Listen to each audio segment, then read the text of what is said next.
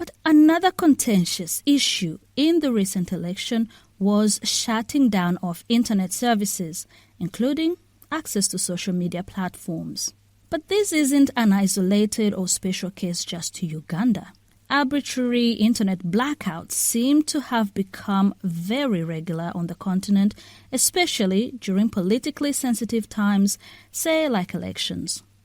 Now the Ugandan authorities have begun to restore internet services, but have you ever wondered how much internet shutdowns actually cost the economy of a country?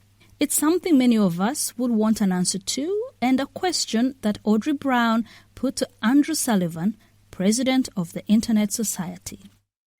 In the case of Uganda, on this most recent shutdown, the most recent estimate that I have is about $6.5 million US.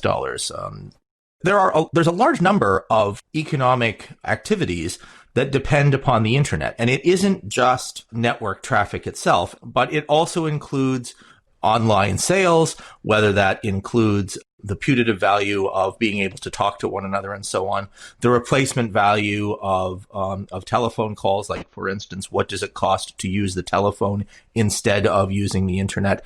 It's really a very large basket of things that depend upon the internet in order to give you a sort of picture of how much we depend upon this resource.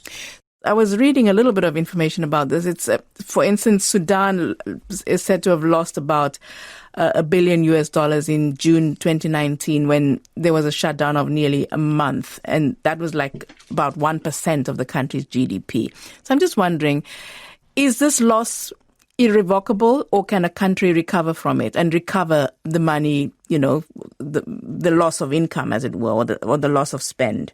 If it was all just commercial transactions, those commercial transactions could have been, built up and they could come back.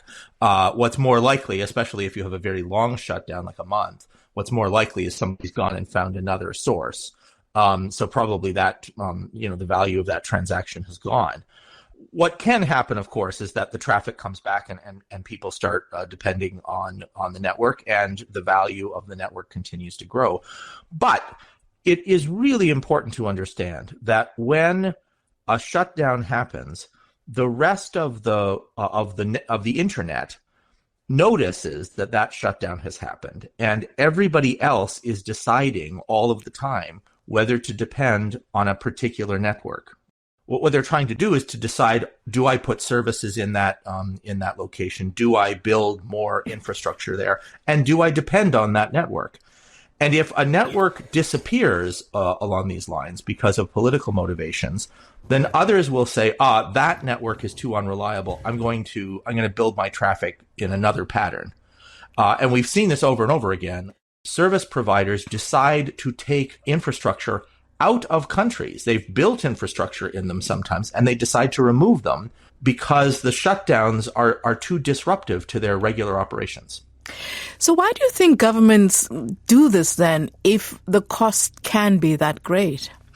Governments feel sometimes that there are dangers that come from open communications. And I don't have an opinion about whether those dangers are real, but I understand that there are governments who believe that. What I think, however, is that it looks like, it feels like from a sort of naive point of view, it feels that it's easy. You just turn it off for a little while, and then you turn it back on, and everything will be fine afterwards. It's very hard to understand that when you turn it back on, everything doesn't just come back. The internet is much more organic than that. The traffic patterns depend on prior traffic patterns. And so each time you deny people the ability to depend on that network, they will make the calculation each time. They will, increase the risk value that they put against using that network, and eventually they'll just stop using it.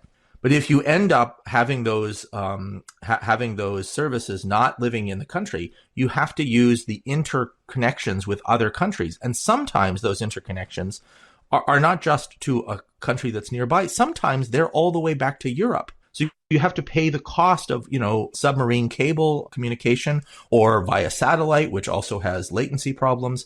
And so it can be real dollars that are suddenly flowing out of the country. Andrew Sullivan there, the president of the Internet Society, speaking earlier to the BBC's Audrey Brown.